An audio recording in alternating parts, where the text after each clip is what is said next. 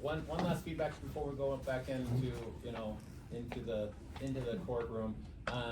Really good job on the objections, and I'm pushing you all, a really good job about objections, and obviously I'm overruling everything. Please keep doing that, and in fact, I'm obviously looking at people when I want them to make an objection, so if I turn my head really fast like this and stare at you, it probably means I want you to make an objection. I'm gonna overrule them, but for more experience, you're all experienced attorneys here, so I am pushing a little bit and getting us to think about it, but don't, I mean, they're really good, so, all good.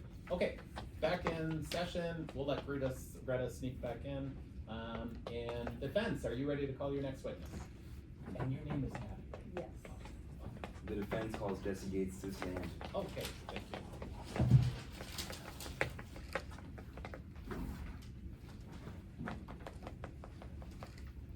Good morning. Good morning. Would you please introduce yourself to the jury? My name is Jesse Gates. I'm 43 and I'm a former treasurer turned entrepreneur. And I'm the sole proprietor of Superior Debts, my own company. Could you tell me and the court a little bit about your background before you became an entrepreneur? I studied archaeology and history at Tufts, and I've always had a passion for adventure and learning. I used to teach social studies in northern Minnesota. I even paid out of pocket to take my students exploring. Now I run my own company. How did you transition from teaching to treasure hunting? Well, on a field trip at the Great Lakes Shipwreck Museum, I met Harper Lightfoot, or Ishmael. His stories completely captivated me. Not long after, I left teaching to join him in the hunt for adventure and lost treasures. That choice led me into ocean expedition and a life chasing the hidden wonders of the world. Can you describe your business partnership with Mr. Lightfoot? Well, we started at Icy Dives together, specializing in exploring shipwrecks, even driving to the Edmund Fitzgerald a few times. For a while, we made a great team, handling everything side by side. But after a while, money and business differences got in the way, and eventually decided to go our separate ways. What financial challenges did you face during this partnership? Well, the business was harder than I ever expected. We never had steady investors, and the costs just kept piling up. Harper spent more than we made, and I wasn't much better sometimes, taking out loans to try and keep us going. It just got heavy. Watching something you build start to sink while you're doing everything you can to save it. It took a real toll on the business and on me. How did this financial strain affect your working relationship with Harper? Well, it caused a lot of attention. He wanted to start doing in-person dives at the wreck, but I couldn't get behind it. It didn't feel safe, and honestly, I thought it crossed the line of respect for the site. Eventually, we decided to split the company. To keep things fair and stay within our permit, we took turns running dives. It wasn't easy, but we made it work. What is the nature of your business, Superior Depths? Well, it's all about doing things the right way. We use remote-controlled submersibles to explore shipwrecks safely and respectfully. Most of our dives are in the Great Lakes, and I document everything on my YouTube channel. It's my way of keeping the spirit of exploration alive, without risking the lives or disturbing the history resting down there. Now I want to talk to you about that, about your YouTube channel and how you post things. How do you document those dives? Well, we live stream and record every dive using high quality submersible cameras. It's something I'm really proud of. Every detail, every discovery, it's all captured. The best part is that anyone can join in, even if they can't be there in person. It's not just about exploring for me, it's about bringing people along for the adventure, letting them feel that rush of uncovering something lost.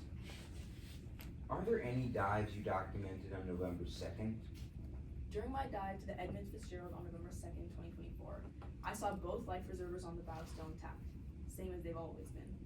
They've kind of become my trademark moment on every trip. I call it the big reveal. Simple, but something steady I can count on.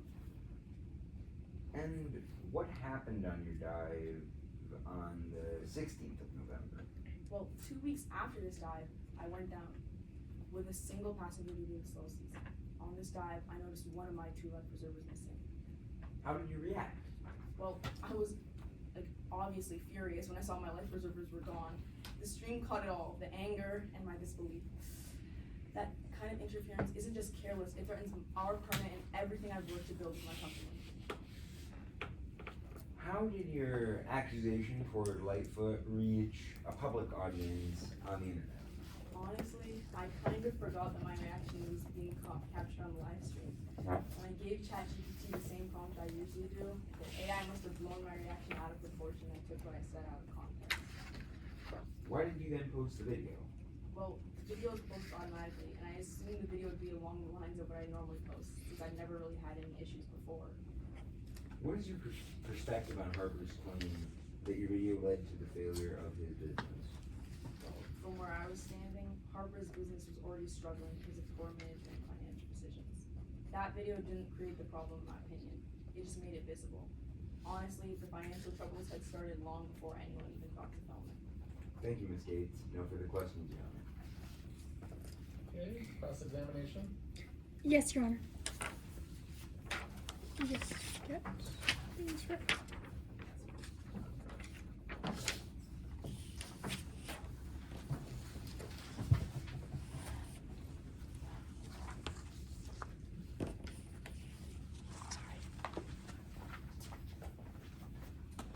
Good morning, sir.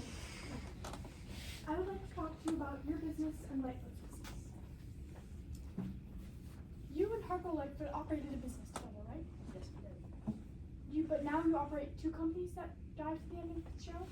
No, I do not. I mean, you and Harper each run a company. Yes. You share a permit to dive to the Edmund Fitzgerald? Yes, we do. If Lightfoot went out of business, you would have exclusive access to the Edmund Fitzgerald? I suppose. You would have twice the access to it? Well, the permit is under his name, but I suppose we would.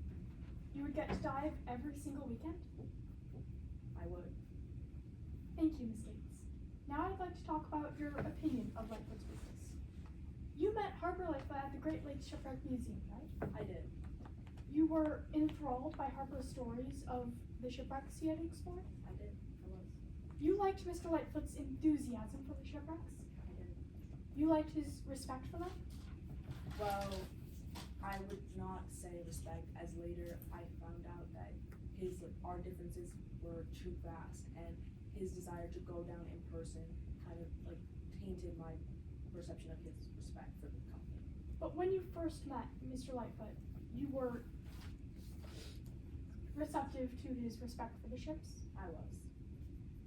You were so captivated by Harper's career that you left your teaching job? I was, as I've always had a passion for adventure. You are now accusing Mr. Lightfoot of stealing a life preserver from the Edmund Fitzgerald? I suppose. You are accusing him of disrespecting the shipwreck? I don't think I would word it as that. I would say, can you repeat the question? You are accusing Mr. Lightfoot of disrespecting the wreck of the Edmund Fitzgerald? I am. You are making this claim after being so swayed by his respect for shipwrecks that you left your job? Well, as we worked together, my perception of him tainted as I saw what I had not seen before. Miss Gates, you said that it's just like Harper to risk our entire livelihood to make a quick buck, right? I did say that. Thank you. Now I'd like to talk to you about the way you interacted with ChatGPT. You routinely used ChatGPT to generate catchy videos of your dives to Edmund Fitzgerald, right? I did. And you make money from your videos? I do. You make money especially from more clicks? I do. So you would make money off of the video where you accused Mr. Lightfoot? I do. And you said that you never pay much attention to the titles ChatGPT generates? I don't. You didn't watch the videos to check if they were truthful? I never have. You did not proofread the video in which you accused Harper Lightfoot? I did proofread it 2 weeks later after it had been posted. But you posted it before you proofread it? Well, it posted automatically. Furthermore, you told the AI to highlight the parts of his video that were most dramatic? Yes, I have the same prompt for every single video I upload. You lost your cool when you saw the missing life preserver, right? I did. You yelled and cursed out Mr. Lightfoot? I did. In fact, your passenger had to calm you down after you saw the missing life preserver? Yes. You told ChatGPT to highlight areas with increased decibels, right? Yep, the same prompt I always give. Would you consider yelling increased decibels? I would. So you told ChatGPT to highlight the part where you were yelling? Well, it had completely slipped my mind that that part was included in the live reaction. when I had uploaded it to ChatGPT, I had already forgotten and I did not plan to proofread it, as I never did. So you were unaware of your own actions, It had slipped my mind when I was uploading the video. and you were unaware of the contents of the video you were putting out into the public? Well, I had assumed it'd be along up the lines of the videos I normally upload. But you didn't know the actual contents of what you were posting? I did not. It slipped my mind. So you posted a video without proofreading, telling it that you should. Objection, Your Honor, asked and answered. Yeah, I'm wondering, where is this? This does seem repetitive. Your Honor, I am asking this question as a summative question of my previous point to reiterate and conclude my cross-examination. Okay, overruled, but, yeah, it does seem a little repetitive. Apologies for that, Your Honor. So you told ChatGPT to highlight the dramatic parts of your video with increased deafness, and then you posted it without proofreading it? Yes, as I normally do. Thank you. Your Honor, I have no further questions. Okay. You can stand down, step down and,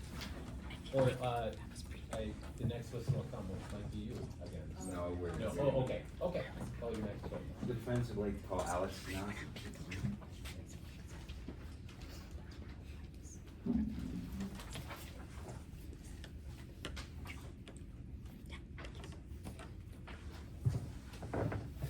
I'm just getting my. It's okay.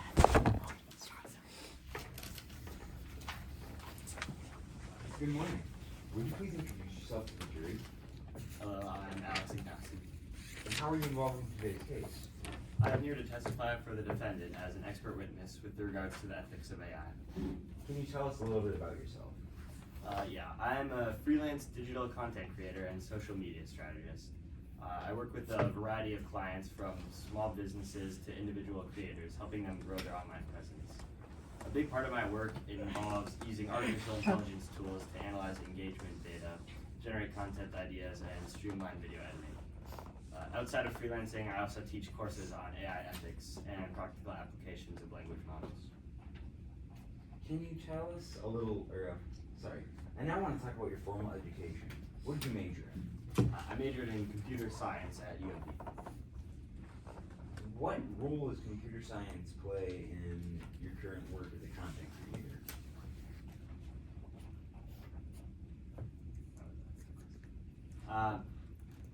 Well, I work as a freelance digital content creator, so I use AI to maximize my clients' online development. Now I want to talk about your experience with AI. Can you explain to the court what an LLM is? Yes, an LLM, or a large language model, such as ChatGPT or ChatGPT, is a program with the ability to generate original text, including summaries of information and even creative concepts. Can you talk about your experience with ChatGPT? Yes, I have experience with it as a user level, and I taught a course on AI using an LLM similar to ChatGPT. What are some of the abilities of ChatGPT in regards to making and editing videos?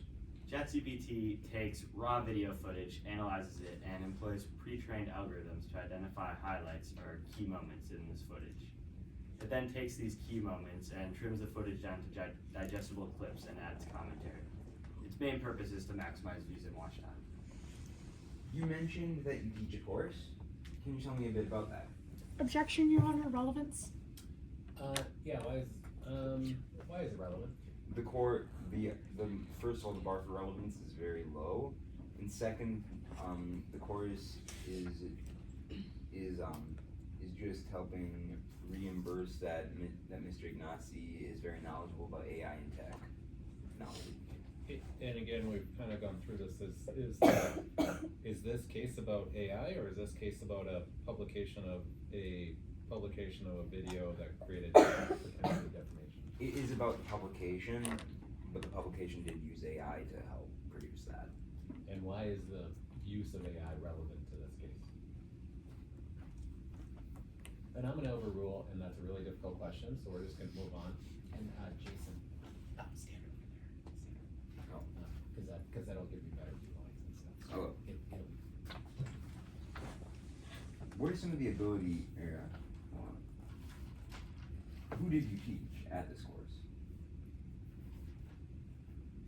I taught individuals of all backgrounds, including the defendant, Jesse. Can you tell me a little bit about that course? Yeah, the course is titled Navigating the AI Frontier, Practical Applications of LLMs. It is for individuals who are curious about AI and its capabilities for professional or personal purposes. It covers everything from basic prompting techniques to ethical considerations and limitations of AI models. How did Mr. Gates perform in this class? Jesse was always very enthusiastic, and I could tell he was genuinely interested in the application of LLMs, particularly for business. Objection, Your Honor, character evidence. Yeah, you know, I'm gonna overrule, to keep us moving along, but, relevance and character evidence are both kind of concerns here, but keep moving. Thank you. I now want to talk specifically about ChatGPT in today's case. What is the primary use of a program like ChatGPT? ChatGPT takes key moments or highlights of a video with the objective of making content digestible and getting as many views as possible. Mr. Ignazi, in your opinion, when an AI tool like ChatGPT identifies a moment of high intensity like an emotional outburst, how does that affect the final output? ChatGPT likely works by analyzing emotional intensity and vocal tone, so an emotional outburst would definitely be identified as a highlight of a video. And how is that pertinent to the video in today's case? Well, the video posted involved Jesse's emotional outburst, so when that was run through ChatGPT, it probably identified that as a key moment in the video. Objection, speculation. Sure, why is that speculation? Mr. Ignazi is stating that the ChatGPT most likely heard what Jesse Gates said and turned it into the video or audio of this video. He is speculating as to what the AI did. Got it. Why is this not speculation? An expert can testify to a hypothetical, which I'm pretty sure that's what this is. So, Have you laid the sufficient foundation, or do you need to, or have you laid sufficient foundation that this person is an expert? I think I've laid the right foundation to prove that to show that he's an expert. Okay, I'm gonna overrule again, and we're recording, right? Because I want to capture the site. I am also, is it the defense's position that AI published this record and AI should be responsible for this, or the defendant published this and the defendant should be held responsible for this publication? What is the defense's position on this? Yeah, published it. Okay, okay, good, thank you. We'll keep moving.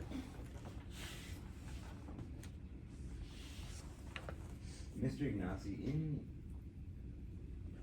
no further questions, Your Honor. Cross-examination? Yes, Your Honor.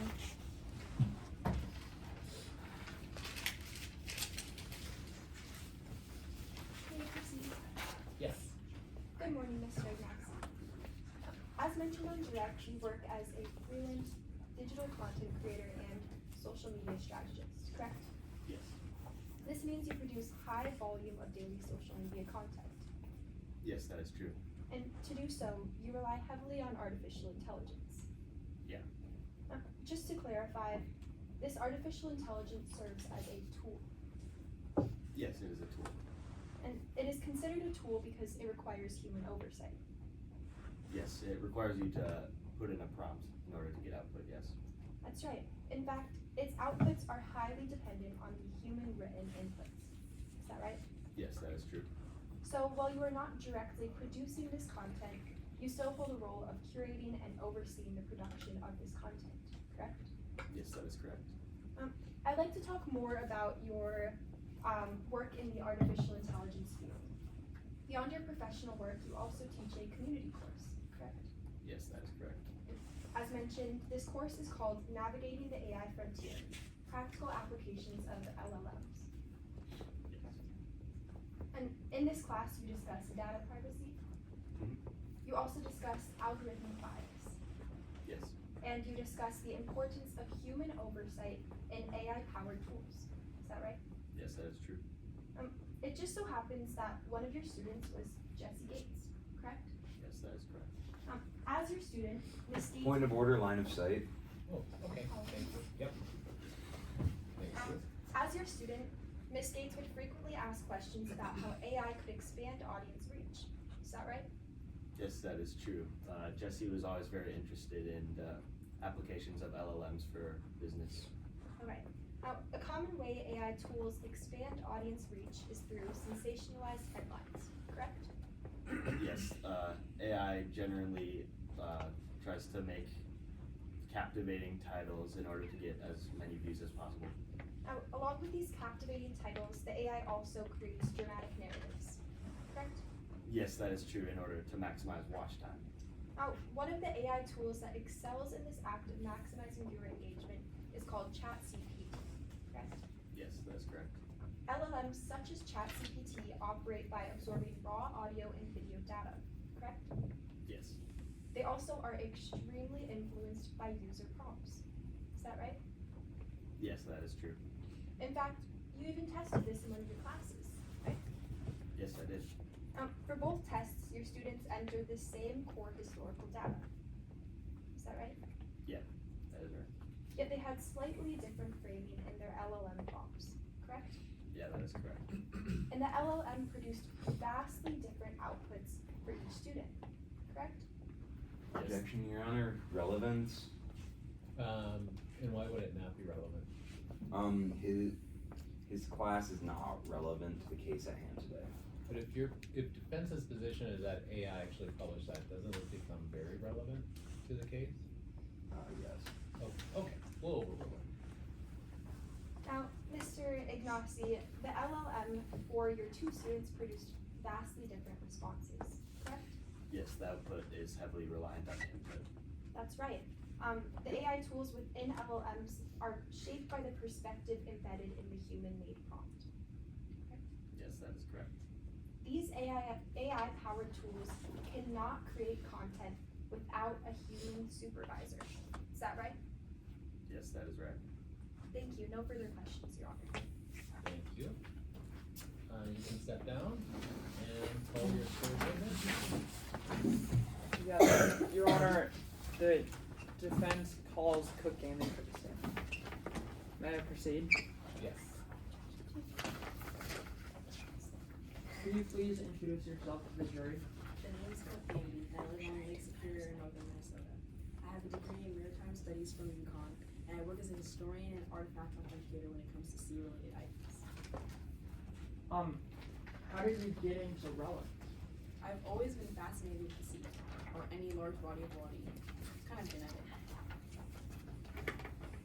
And This is what.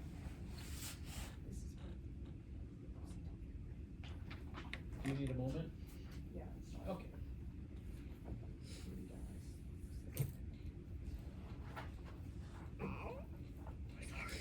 Alright, and how did you get into relics?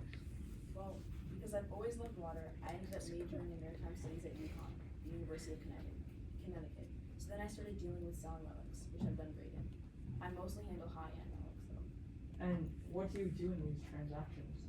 I help with authenticating them, basically just making sure they're the real deal. Point of order, line of sight. Right by that table. There you go. I also make sure that the deals are fair and they get the relics legally. What do you do to authenticate the relics? I made a checklist, which I use when I'm authenticating all the relics I get. It helps to make sure that I have all the documents and information I need to authenticate the relic. Will you recognize the checklist you use? Yes, I will. I'm now approaching opposing counsel with Exhibit 6. I'm now approaching the bench with Exhibit 6. Okay. Looks good. We've got one. I'm now approaching my witness with Exhibit 6.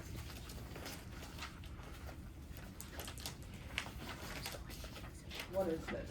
This is the checklist I use to authenticate my relics. And how do you know this? I made it. Is this a fair and accurate copy? Yes, it is. And with that, the defense offers Exhibit 6 in evidence as its authenticity has been stipulated. Okay, any objection? No, Your Honor. Okay. Now, I want to talk more about the case at hand. What relics have been recovered from the Requiem and Fitzgerald? There actually aren't very many. I did help recover and authenticate its anchor that fell off in the Detroit River long before the fifth sank. That's on display in Detroit. Besides that, there are almost none. What do you mean, almost? I haven't worked with any other relics from the wreck. But actually, the other day, I found one of the life preservers from the wreck for sale on CeeBay with an anonymous listing. What is CeeBay? CeeBay is this online site where folks buy and sell ocean relics, kind of like eBay, but just for sea stuff. Pretty much everyone in the trade uses it, including Harper Lightfoot. Will you recognize a copy of the anonymous CeeBay listing? Yes. I'm now approaching opposing counsel with exhibit. I'm now approaching the bench with exhibit 5. Good, looks good. Approaching my list. What is this? This is the listing of the life preserver from the wreck of the Edmund Fitzgerald on CeeBay. And how do you know this? I reviewed this in preparation for today's case. Is this a fair and accurate copy? Yes. And with that, the defense offers exhibit 5 and evidence as its authenticity has been stipulated. Yep. Any objection? Yes, Your Honor, hearsay. Why is it hearsay? Because the statement that this life preserver is from the Edmund Fitzgerald is an out-of-court statement, and it is being used to prove the truth of the matter asserted insofar as it relates to the Edmund Fitzgerald. Okay, and why is it not hearsay? Your Honor, according to pretrial stipulation number 5, exhibit 5 is admissible after authentication by any witness with knowledge of the document.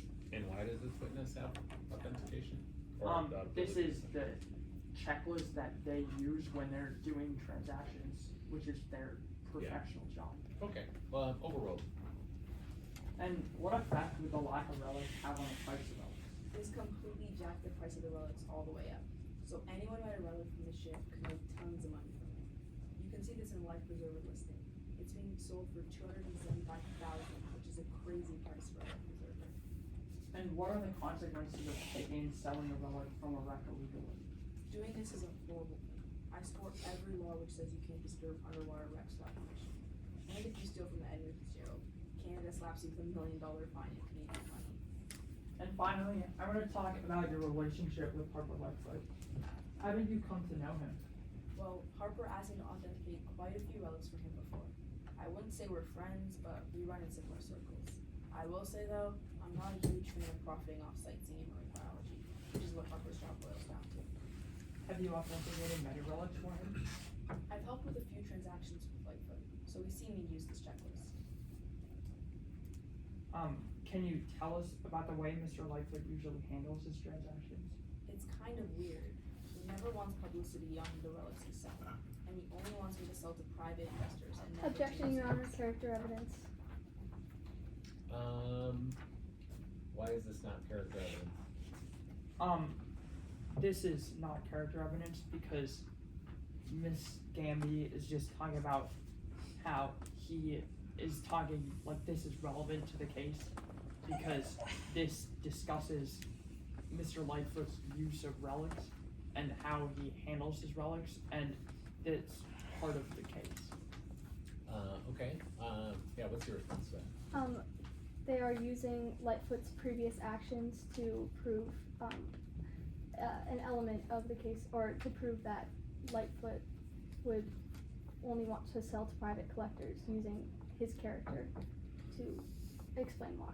Yeah, why, you know, either it's well, then I question, if it's not character evidence, then I wonder why it's relevant to the case, because you're showing that this person is using underhanded means to sell it, which that by definition would be character evidence. Is that right or wrong? Yeah, that's right. Okay, well, I'll overrule it, but we'll have to work on that. Alright, and do you keep an eye on his eBay account? I mean, I like to see what he's posting because it's always interesting to me, and I like to make sure all the relics he sells are fully authentic. No further questions. Okay.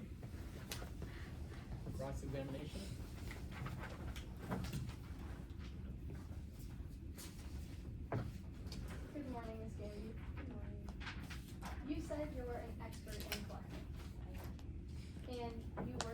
Harper Lightfoot with some relics? I have. And you, in your expertise, you filled out a lot of forms.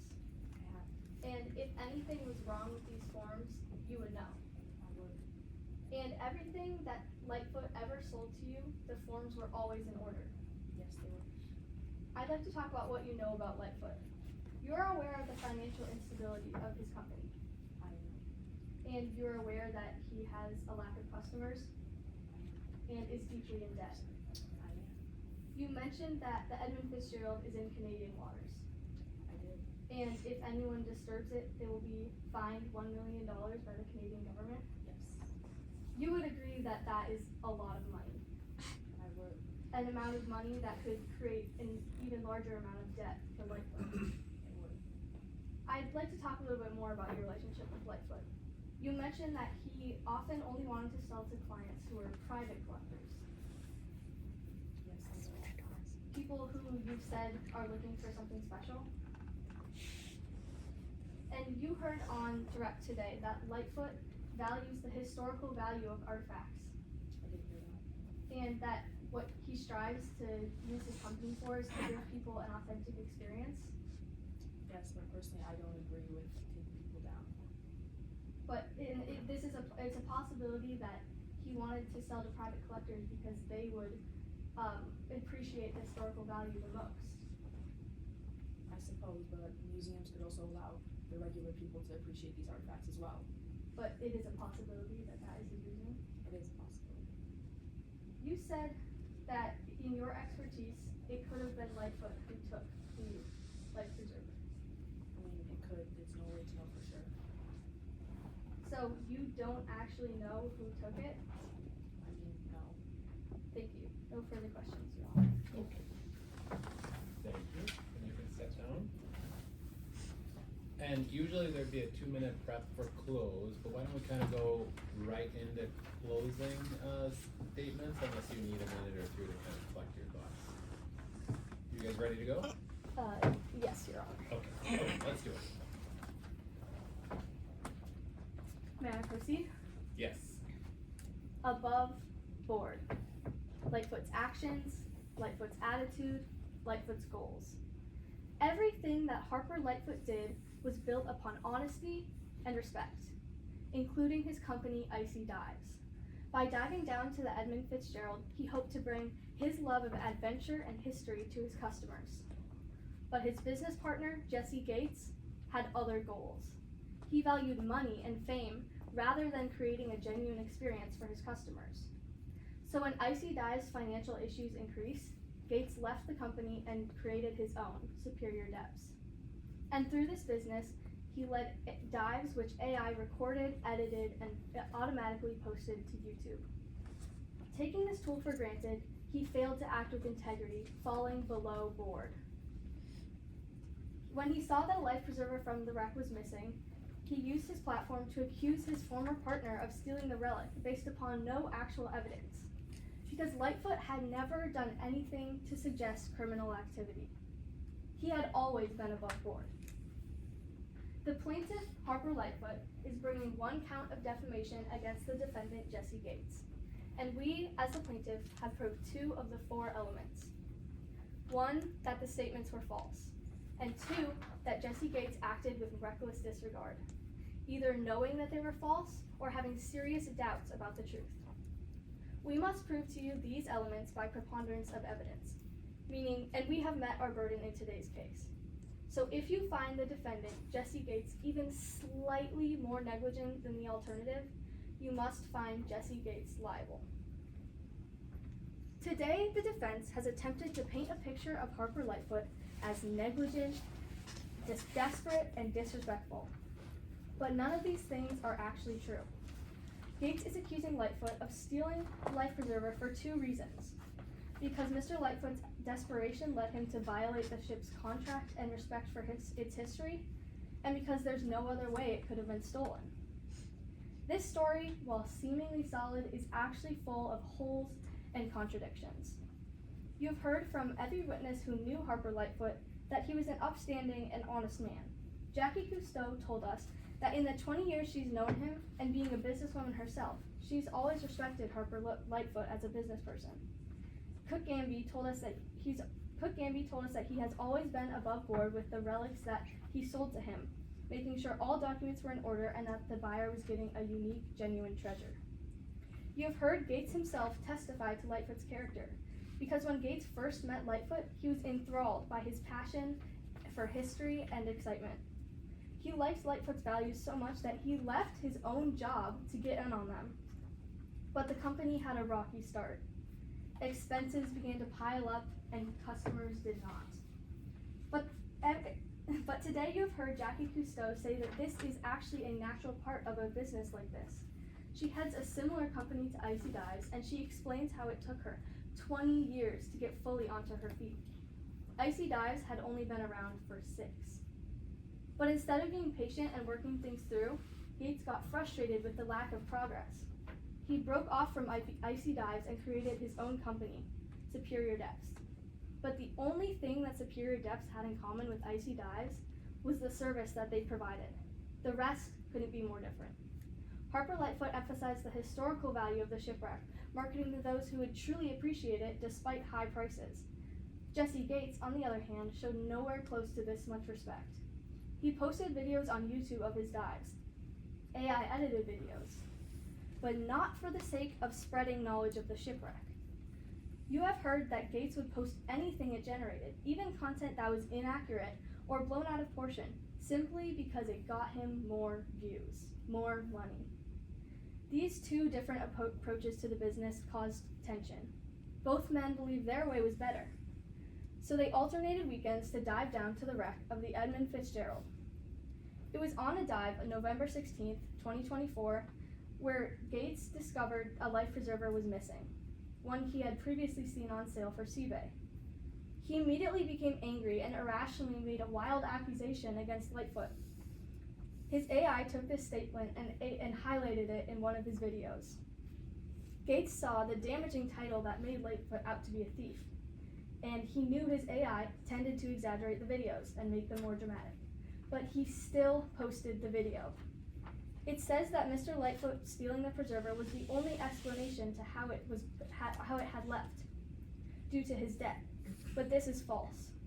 Lightfoot had been in debt all his life. You have heard him say that he needed another job to keep himself afloat, even before this business. But in all those years, he never acted with criminal intent. He always honestly kept his living. You have heard Jackie Cousteau tell us some of the other ways that the life preserver could fall off, including erosion, zebra mussel attacks, or theft by an unauthorized diving robber. You have heard both her and Cook Gamby tell us that there's no actual way that someone could be 100% sure who took this or what happened to it, including Jesse Gates. Members of the jury, we as the prosecution have met our burden today. We have proved to you that the defamatory statements made by Jesse Gates were false. There is no solid evidence that Lightfoot would have taken the life preserver. And we have also proved to you that Jesse Gates acted with reckless disregard, knowing his video may not hold the truth and was exaggerated by AI. This is why, at the end of the day, you must find Jesse Gates liable. Okay, thank you.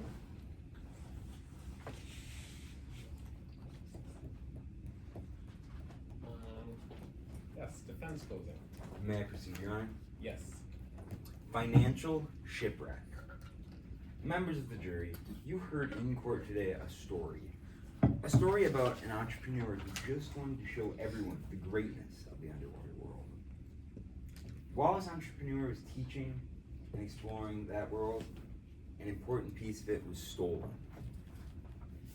You've heard that Jesse Gates loved the Edmund Fitzgerald, and when they joined Harper Lightfoot and Icy Dives, the business, which had previously been a financial shipwreck, flourished. But after the two had a falling out, Jesse Gates started her own business, Superior Depths. Icy Dives, again, became a financial shipwreck. But Superior Depths flourished. It flourished not just by attracting customers, but also by gaining views on videos of dives which were posted online and on YouTube by ChatGPT. This left Mr. Lightfoot searching for many ways to get his money back.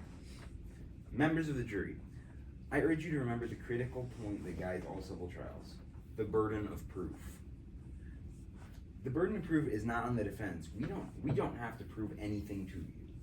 The burden rests squarely on the plaintiff, Harper Lightfoot, and they must prove every single element of this case with a greater weight of evidence. The law is very clear about the specific criteria that Mr. Lightfoot must satisfy. They must prove, first, that Jesse Gates was actually the person who made the defamatory statements in question. It wasn't just an automated process. Second, that those comments were both factually incorrect and demonstrated harm to Mr. Lightfoot's reputation. Third, and perhaps most crucial to this case, they must prove that Jesse Gates put that information out there either knowing it was totally false or acting with reckless disregard for the truth. We are not even arguing the fourth point today, and that is that the statements were made available for the public to see. The greater weight of evidence standard is not a heavy lift for the plaintiff to meet, but they must meet it. If they don't, if at the end of your deliberations you find that it's even more slightly likely that Mr. Gates did not make these statements or did not act with malice, then you must find Jesse Gates not liable for the charge. The evidence has shown you a story of two former partners. Jesse Gates was a passionate historian of the wreck of the Edmund Fitzgerald. She invested her enthusiasm into the capital of Icy Dives, a company that was frankly a financial shipwreck due to Mr. Lightfoot's poor management. The testimony has highlighted how Mr. Lightfoot took shortcuts and safety risks to cut costs, risks that Miss Gates found unacceptable. When her ideas for improvement were rejected, she left to start her own business, Superior Depths. Superior Depths soared. It revolutionized access to the wreck sites using cutting-edge underwater drone technology and virtual reality. A safer, cheaper, and more innovative way to explore the underwater world. As a standard part of her business model, Miss Gates used drones to capture the footage and an artificial intelligence tool, ChatGPT, to create videos from that footage to post to her YouTube channel. The incident at the heart of this case happened during one of those dives. A vital, historically significant life preserver ring from the Edmund Fitzgerald went missing. When Miss Gates saw that this precious artifact was gone, she reacted emotionally. She shouted in her frustration, captured only on the raw video footage. That raw footage was then fed into automated processes, again ChatGPT, and the AI automation using the prompts that Miss Gates has set generated the specific for public accusation. The defense has established that Miss Gates did not type this statement. She did not draft this statement. She used normal automated business process. Today you heard a compelling testimony from Alex Ignacy, an expert in AI who confirmed that Jesse Gates learned to use ChatGPT to create engaging, automated content for her business. A standard, common practice in digital content creation today. You also heard from Cook Gamby, a relic authenticator who testified that she had kept a close eye on Mr. Lightfoot's activities, particularly his posts on CPay. Finally, you heard from Miss Gates herself. She took the stand, looked in your eyes, and told you under oath that she fully and genuinely believed the statements generated by AI were true. She was upset, yes. She was frustrated, yes. But she lacked the critical element of malice or reckless disregard required by law. Mr. Lightfoot took Miss Gates' money, violated her business, and also stole a valuable, irreplaceable artifact from a gravesite. As we reach the end of this trial, we see the plaintiff has not proven all of the disputed elements of this case, and we ask you to find Jesse Gates not guilty. Thank you. And we'll forego the rebuttal if that's okay. I think you're at 6:15, so okay, that brings the end of the trial.